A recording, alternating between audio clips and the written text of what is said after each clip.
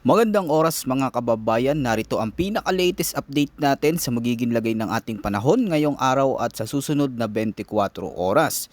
Lumakas na sa tropical depression ang LPA na binabantayan natin sa may silangan ng bansa at naglandfall na sa may Eastern Visayas.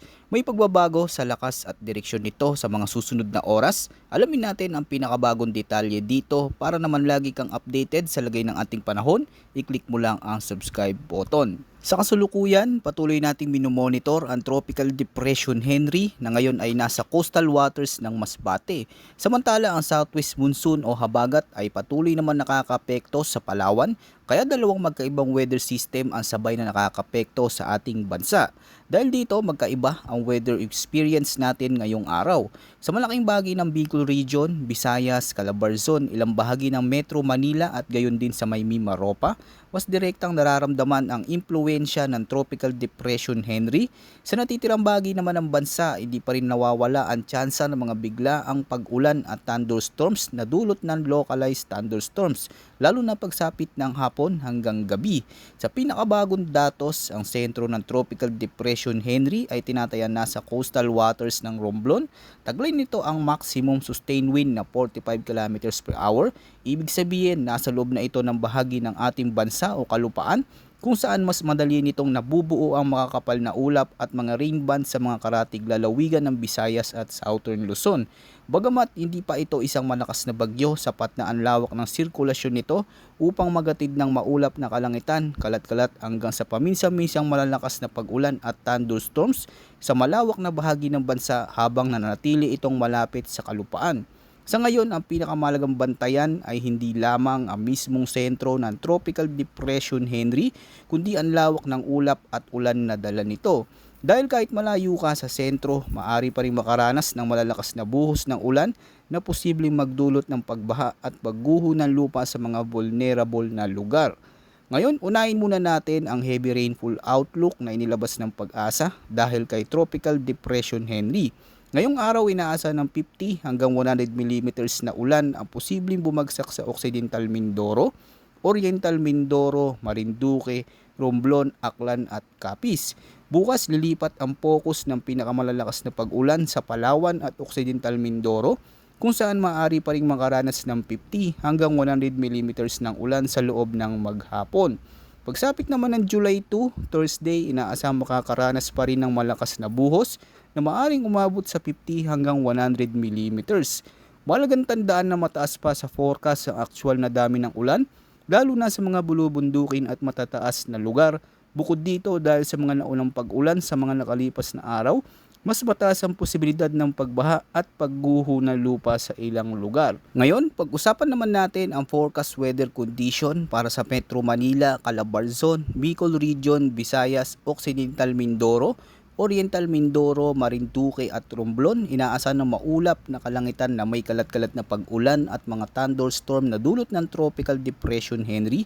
Itong malinaw na indikasyon na ang pangunahing weather system na kasalukuyan nagpapagalaw ng lagay ng panahon sa malaking bahagi ng gitna at timog ng bansa. Dahil dito, hindi lamang iisang bugso ng ulan ang inaasahan, posible ang pabalik-balik ng mga pag-ulan sa loob ng maghapon at may mga pagkakataong mas lalakas pa ito kapag may mas aktibong rain bands o thunderstorm cluster na tumama sa isang lugar. Dahil nanatili ang banta ng flash floods at landslides, lalo na sa mga lugar na matagal nang nakakaranas ng pag-ulan nitong mga nakaraang araw.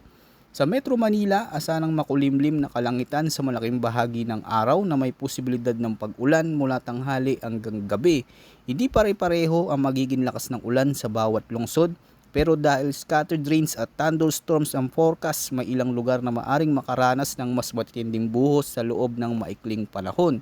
Ganito rin ang sitwasyon sa Calabarzon kung saan posibleng magkaroon ng mas aktibong thunderstorm development, lalo na sa mga lugar na madaling tamaan ng rain bands. Sa Bicol Region, mahalagang bantayan dahil isa ito sa mga rehiyong malapit sa galaw ng sistema. Habang kumikilos ang bagyo sa bansa, patuloy nitong hinihigop ang maraming moisture na maaring magresulta sa mas madalas at mas malalakas na pag-ulan sa ilang bahagi ng rehiyon.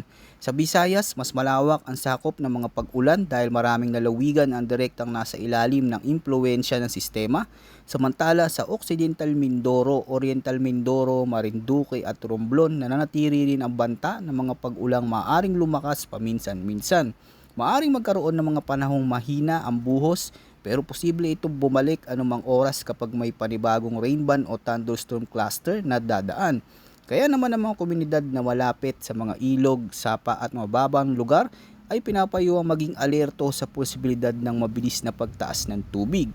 Para naman sa Palawan, ang forecast ay cloudy skies with scattered rains and thunderstorms na dulot naman ng southwest monsoon o habagat. Sa madaling sabi, mas direktang naapektuhan ng habagat ang Palawan dahil nakaharap ito sa hangin nagmumula sa kanluran. Dahil dito patuloy na nakakapasok ang malaking supply ng moisture mula sa karagatan na nagdudulot ng maulap at maulang panahon. Kung magpapatuloy ang habagat at mananatiling mataas ang moisture sa paligid, posible pa rin magkaroon ng mga pag-ulang maaring magdulot ng pagbaha at pagguho ng lupa sa mga lugar na vulnerable sa ganitong mga panganib. Samantala para sa nalalabing bahagi ng bansa, inaasahan ng partly cloudy to cloudy skies with isolated rain showers o thunderstorms na dulot ng mga localized thunderstorms. Ibig sabihin, mas magiging madalas ang pagbuo ng mga pag-ulan at nakadepende ito sa init ng panahon at dami ng moisture sa kapaligiran. Karaniwan ito nabubuo sa hapon hanggang gabi, bagamat may mga lugar na makakaranas ng maaliwalas na panahon sa umaga. Posible pa ring magkaroon ng bigla ang pagkulog, pagkidlat at panandaliang malalakas na pag-ulan pagsapit ng hapon o gabi. Ngayon, dumako naman tayo sa latest tropical cyclone threat potential forecast na inilabas ng Pag-asa. Para sa week 1 mula June 29 hanggang July 5, may isang tropical cyclone like vortex o TCLB na kasalukuyang nasa loob ng Philippine Area of Responsibility o PAR. Base sa forecast, inaasahan itong tatawid sa bahagi ng Eastern Visayas hanggang Luzon bago kumilos pa ilagang kanluran. Habang binabaybay nito ang kalupaan, nakikita ng mga weather model na tumataas ang posibilidad na tuluyan nito maging isang ganap na tropical storm. Samantala may isa pang TCLB na inaasang mabubuo sa silangang bahagi ng Tropical Cyclone Information Domain. Bagamat nasa labas pa ito ng PAR, sinasabi ng mga datos na may katamtaman hanggang mataas na tsansa ito na maging isang tropical cyclone habang tumatakbo ang unang linggo ng forecast. Pagsapit naman ng week 2 mula July 6 hanggang July 12, inaasahan ng ikalawang TCLB ay kikilos papalapit sa hilagang silangang bahagi ng Tropical Cyclone Advisory Domain o TICAD at posibleng lumapit din sa PAR. Sa yugtong ito, nanatili ang katamtaman hanggang mataas na posibilidad na lalo pa itong lumakas at maging isang tropical cyclone. Bukod dito, may isa na namang panibagong TCLB na posibleng mabuo o lumitaw sa may timog silangang bahagi ng TICAD. Sa ngayon, mababa pa ang tsansa nito maging isang ganap na bagyo, ngunit patuloy pa rin itong binabantayan dahil maaari pa magbago ang sitwasyon habang lumalabas ang mga bagong forecast. Sa kabuuan, sinasabi ng mga guidance na mas mataas ang tropical cyclone threat potential sa loob ng susunod na 2 linggo. Gayunpaman, mahalagang tandaan na ito ay guidance forecast lamang at hindi pa ito ang opisyal na track o lakas ng mga magiging bagyo. Posible pang magbago ang lokasyon, galaw at tsansa ng pagbuo ng mga sistemang ito habang dumarating ang mga bagong datos at weather model updates. Kaya sa ngayon, mahalagang subaybayan ng mga weather updates natin dito sa ating channel dahil maaring magbago ang forecast anumang oras habang mas lumalapit ang mga sistemang ito sa ating area of responsibility. Maraming salamat sa inyong panonood. Mag-ingat po tayong lahat mga kababayan at patuloy na maging handa sa anumang pagbabago ng lagay ng panahon.